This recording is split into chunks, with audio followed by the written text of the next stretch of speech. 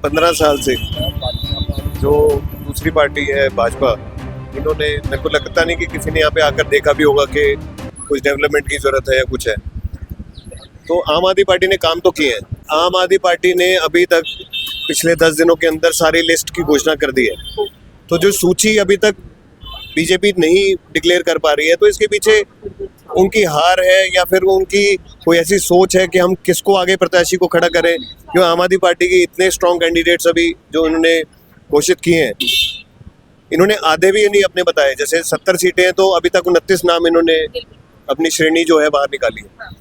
सटीक खबरों का सीधा असर। आप देख रहे हैं एनसीआर समाचार, खबर भी असर भी। राजेंद्र नगर विधानसभा में आपको बता दूं, यहाँ से विधायक हैं दुर्गेश पाठक। अब प्रत्याशी हैं, पर देखना ये होगा कि अपनी सीट दुर्गेश पाठक निकाल पाएंगे, क्योंकि तमाम सवाल उन पर पिछले जिस तरीके से देखा स्टूडेंट्स का मामला रहा, वो सवाल खड़े हुए उन पर अब देखना ये होगा कि क्या वो यहाँ से सीट निकाल पा रहे सीधे तौर पर अभी टक्कर में उनके कोई नहीं है। और दिल्ली विधानसभा चुनाव की तारीखों का ऐलान हो चुका है। 5 फरवरी को मतदान होने, 8 को परिणाम आने, और दिल्ली की जनता इस बार क्या कुछ चाहती है, बदलाव चाहती है या फिर से चाहती है अरविंद केजरीवाल आए। तो देखना यही होगा। भाजपा लगातार, और भाजपा के नेता जो है अतिशी, जो कि दिल्ली की मुख्यमंत्री, उन पर लगातार विवादित बयान दे रहे हैं। और ये भी जानने की कोशिश करेंगे कि रमेश बिदुड़ी के विवादित बयानों को किस तरीके से देख रहे हैं, जो महिलाओं को लगातार बोल रहे हैं वो, और क्या कुछ लग रहा है। यहाँ पर देखिए, हमारे साथ कुछ लोग यहाँ पर बैठे हुए हैं जो चाय पी रहे थे, और इन पे चर्चा करेंगे। राजेंद्र नगर विधानसभा के ही लोग हैं ये। दुर्गेश पाठक ने किस तरीके का काम करा है और क्या लग रहा है, साफ तौर पर सीट निकाल पा रहे हैं आम आदमी पार्टी इस बार मुकाबले में? क्या है कि भाजपा से सीधी टक्कर है या त्रिकोणीय मुकाबला है, ये सवाल भी रहेगा। क्या नाम है सर? मैं रमित अरोड़ा हूँ, इसी राजेंद्र नगर विधानसभा का रहने वाला हूँ। तो जिस हिसाब से आप बात करने मतलब चाह रहे थे आप कि यहाँ से किसका पलड़ा भारी है, देखिए जो मुझे लगता है एज अ न्यूट्रल पर्सन कि यहाँ पर पिछले 15 साल से जो दूसरी पार्टी है भाजपा, इन्होंने, मेरे को लगता नहीं कि किसी ने यहाँ पे आकर देखा भी होगा कि कुछ डेवलपमेंट की ज़रूरत है या कुछ है। तो आम आदमी पार्टी ने काम तो किए हैं। मैं अगर दिल्ली की बात करूं तो दिल्ली में तो अच्छे से काम हुआ है। मैं किसी पार्टी के फेवर में नहीं बोल रहा हूं, बट आम आदमी ने काम किया है। आप राजेंद्र नगर के रहने वाले, दुर्गेश पाठक ने अपनी कॉन्स्टिट्यूएंसी में कितना काम किया, अपनी विधानसभा क्षेत्र में कितना काम किया? दुर्गेश जी का नाम जिस तरह से पीछे चर्चा में रहा है, वो उनकी काम करने की वजह से रहा है। मैंने ऐसा विधायक, अभी तक के बहुत से विधायक यहाँ आए, बहुत सी पार्टियां चेंज हुई, इस तरह का विधायक मैंने अपनी ज़िंदगी में नहीं देखा कि अगर एक कॉल रात को 2 बजे हम उसको करते हैं तो वो विधायक तत्पर खड़ा होता है। ये नहीं कि सिर्फ फ़ोन उठा लिया, कोई काम नहीं। हाँ, आप पूछो कि क्या, उनको पूछेंगे आपसे कि क्या काम है, ये समस्या है, तो उसी वक्त वो घर से निकल के आपके पास पहुँचेंगे, चाहे रात के 2 बज रहे हो, 4 बज रहे हो। उसका समाधान निकालने के लिए वो पूरी जद्दोजहद लगाते हैं, जो मेरा पर्सनल एक्सपीरियंस भी रहा है। तो इस तरह का विधायक जो 2 मिनट में फ़ोन उठाता है और 2 मिनट में जवाब देता है और एक्शन लेता है, मुझे लगता है कि आने वाले समय में भी कोई ऐसा विधायक होगा जो इतना स्पॉन्टेनियस होगा फ़ोन पे और किसी की समस्या को हल करने के लिए। चलिए, ये तो दुर्गेश पाठक की विधानसभा की बात हो गई। अगर दिल्ली की बात करें, जिस तरीके से अरविंद केजरीवाल ये कहते हैं कि दिल्ली को हमने लंदन पेरिस बनाया, और वही जो मोदी जी है वो कहते हैं इन्होंने लंदन पेरिस कहाँ बनाया, इन्होंने तो अपना शीश महल बनाया। इस पर क्या कहना चाहेंगे? देखिए, शीश महल वाली बात अब क्या सच है क्या झूठ है, वो उनको तो एक मुद्दा चाहिए कि चुनाव के दिन है, कोई ना कोई तो उनको टॉपिक चाहिए जिसपे वो चीज़ों को उछाल कर रखें। केजरीवाल जी ने काम किया है और ये सब जानते हैं, और अभी नहीं तो 1 महीने में इसका रिजल्ट आपके सामने आ ही जाएगा। शीश महल पे काम किया? शीश महल पे काम कैसे? शीश महल के आरोप लगे हैं कि भाई करोड़ों के पर्दे लगवाए, इतने महंगे महंगे सोफे। एक की 10 तो हमेशा कोई करके बताता ही है। ऐसा अगर हुआ होता तो ये तो है नहीं कि रातों रात में कोई शीश महल खड़ा हो गया। शीश महल कोई, मतलब ये नहीं कि एक दिन पता लगा कि शीश महल में ऐसा हो रहा था। लोग जाते थे, आते थे, सबको दिखता था। तो तब क्यों नहीं मुद्दा उठा जब केजरीवाल जी उसमें रहते थे? उनके निकलने के बाद ही क्यों पूरा जाके शूट किया गया कि ऐसा था वैसा था? रातों रातों शीश महल नहीं बना ना। एक इंसान उसमें रह रहा है और विधानसभा के लोग भी उसमें जा रहे हैं, मिलते थे लोग, वहाँ से बाहर निकलते थे। तो ऐसा नहीं है एक परिवार उसमें रह रहा था, अब आप उसको बड़ा करके दिखाएं कि वो एक लग्जरी में रह रहे थे, तो वो तो आपको पता ही है कि उनको तो एक टॉपिक चाहिए आज के पर लिए। वहीं पर अरविंद केजरीवाल जब सत्ता में नहीं थे, उन्होंने अपने बच्चों तक की कसम खाई कि मैं बंगला नहीं लूंगा, गाड़ी नहीं लूंगा, कोई सिक्योरिटी नहीं लूंगा। आज तमाम बड़ी बड़ी गाड़ियों में चलते हैं, सिक्योरिटी के साथ चलते हैं, करोड़ों का खर्चा होता है। क्या कहना है? नहीं, मैं मतलब इस बात से थोड़ा सा कॉन्ट्राडिक्ट करता हूँ कि ऐसा कुछ नहीं है कि देखो, एक अगर किसी प्रदेश का चीफ मिनिस्टर है तो लाजमी उसको, अगर वो कहता है मुझे सिक्योरिटी नहीं चाहिए, लेकिन प्रोटोकॉल कहता है कि उसको सिक्योरिटी चाहिए, वो कहीं जा रहा है, लाइफ को थ्रेट तो हर बंदे की है ना, चाहे एक कॉमन मैन है, आज वैसे ही वो बंदा दिल्ली में सेफ नहीं है, और केजरीवाल जी तो वैसे ही एक थ्रेट में रहते हैं कि पीछे से कोई मतलब कि कोई बाहर निकलते अटैक ना कर दे या किसी तरह की जान के ऊपर कोई आपत्ति ना आ जाए। तो सिक्योरिटी तो एक प्रोटोकॉल है दिल्ली की सरकार का, या फिर अब मोदी जी भी हैं या कोई और किसी भी देश का प्रधानमंत्री है या मुख्यमंत्री है, तो एक प्रोटोकॉल है कि उसको वो घर से निकलेगा या घर से कहीं किसी तरफ भी जाएगा तो उसको सिक्योरिटी देना सरकार का काम है। एक जिम्मेदारी बन जाती है कि वो इंसान को सेफ गार्ड करना कि भाई वो सही सलामत वापस पहुंचे। तो इसमें कोई लग्जरी वाली बात मुझे नज़र नहीं आती।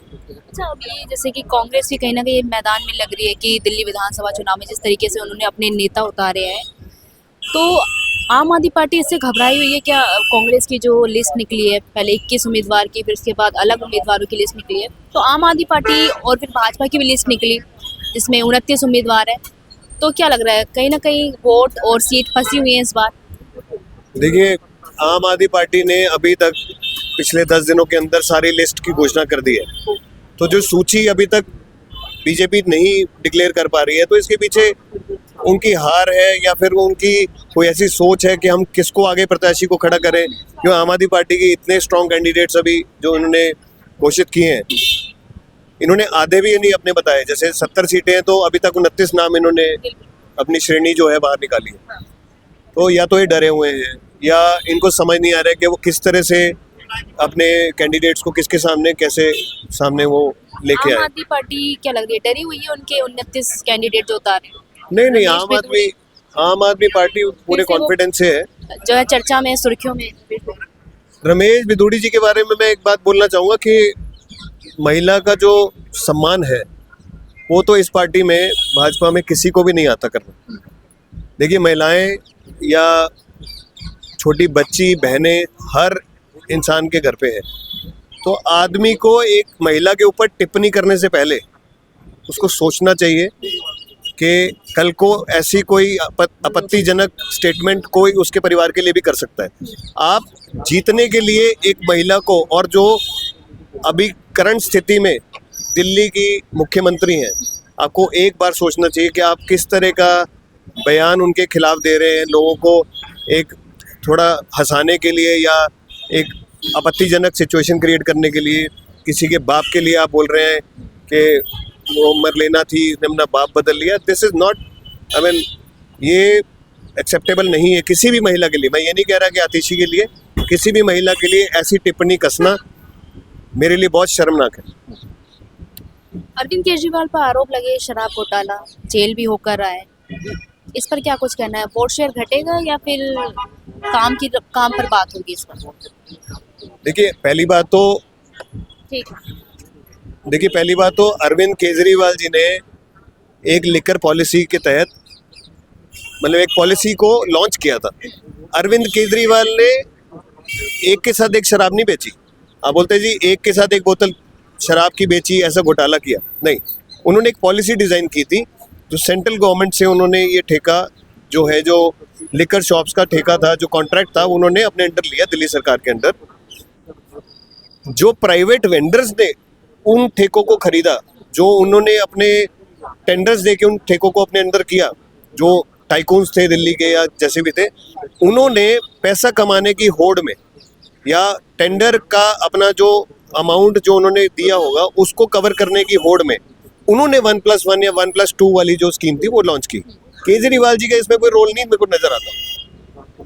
तो ये कोई धोखेबाजी, या आप इसको अभी हाईलाइट कर दो कि शराब घोटाला और मतलब इस तरह की चीज़ें, ये तो चुनाव के दौरान आपको पता ही है कि ये तो लाजमी है कि इस तरह की चीज़ें आए सामने अच्छा, आई। रेवड़ियां तो तीनों पार्टियां बांट रही हैं, एक तरफ महिला सम्मान योजना जो आम आदमी पार्टी, एक तरफ महिला सम्मान थी जो भाजपा की तरफ से, और कांग्रेस की आ गई है प्यारी दीदी योजना। तीनों पार्टी रेवड़ियां बांट रहे हैं, क्या लग रहा है जनता किसकी तरफ जाने वाली है, किसकी रेवड़ियों पर जाने वाली है? देखिए, मैं तो कहता हूँ कि अगर इस तरह की रेवड़ियाँ, जिस तरह से केजरीवाल जी ने पहली रेवड़ी के बुजुर्गों को इन्होंने फ्री सैर करवाई, जितने भी तीर्थ स्थान है, फिर उन्होंने बस सेवा फ्री कर रखी है, फिर शिक्षा फ्री कर रखी है, मेडिकल सारा फ्री कर रखा है, मोहल्ला क्लिनिक दे रखे हैं। तो इस तरह की जो रेवड़ियाँ हैं, मैं कह रहा हूँ कि कोई दे तो रहा है ना। आपके पास, भाजपा के पास 30 साल से सरकार है गुजरात में, तो आप देकर दिखाइए ना ऐसी रेवड़ी। आप क्यों नहीं दे पा रहे? 30 साल में नहीं दी जो 10 साल में केजरीवाल जी ने दी है। और अगर ये 2100 वाली अगर उन्होंने योजना के बारे में एक महिला सम्मान के नाम से कोई योजना लॉन्च की है, तो मुझे लगता है कि वो 2100 रुपये आएगा, क्योंकि जो उन्होंने फ्री बोला था वो दिया। अगर वो नहीं देते तो 10 साल तक सर्वाइव नहीं कर पाते जो उन्होंने बोला। अब 2500 कह दो या 15,000 बोल दो या 15 लाख बोल दो, जो आज तक आए नहीं है, और जो एक पहले का विश्वास बना कि कभी ना आए थे ना आएंगे, तो इन्होंने कम से कम फ्री रेवड़ी बोलकर रेवड़ी दी तो सही ना। जो जनता एक चाहती है कि हम जो जिनका गुजारा नहीं है, बस में खर्चा नहीं कर सकती, या बिजली का बिल नहीं दे सकती, या पानी का बिल नहीं दे सकती, उनको फ्री में ये फैसिलिटीज मिल रही है। मिडिल क्लास को मिले ना मिले, लेकिन फ्री में रेवड़ी लेने वाले लोगों को मिल रही है। तो 2100 की अगर आप उसको रेवड़ी का नाम देंगे, तो मैं रेवड़ी नहीं, उसको एक्चुअली एक महिला सम्मान के तौर पे ही हर एक महिला को 2100 रुपये, मुझे लगता है कि, मुझे विश्वास है जिस तरह से पहले होता है रेवड़ी मिलती आई है, और ये इस तरह से ये 2100 वाला सम्मान भी महिला को दिया जाएगा। क्या लगता है किसे मुख्यमंत्री देख रहे हैं इस बार दिल्ली विधानसभा? दिल्ली विधानसभा से मुख्यमंत्री किसे देखते हैं इस बार? देखिए, मैं अरविंद केजरीवाल जी को ही मुख्यमंत्री के तौर पर देखता हूँ कि वो भारी बहुमत से नरेंद्र नगर से तो है ही है, बाकी पूरी दिल्ली से अच्छे मार्जिन से 55-60 वोटों से और 55-60 सीटों से विजयी होंगे, और उन्हीं को ही मैं आने वाला मुख्यमंत्री देखता हूँ। चलिए, बहुत बहुत शुक्रिया बातचीत करने के लिए। देखिए, इस वक्त राजेंद्र नगर विधानसभा में मौजूद थे, और जिस अड्डे पे बैठे हुए थे इसे चाय दिल्ली कहा जाता है, और दिल्ली की जनता यही चाहती है कि अरविंद केजरीवाल जो रेवड़ियां देते आ रहे हैं, उन्हीं रेवड़ियों के साथ फिर से चौथी बार वो सीएम बने।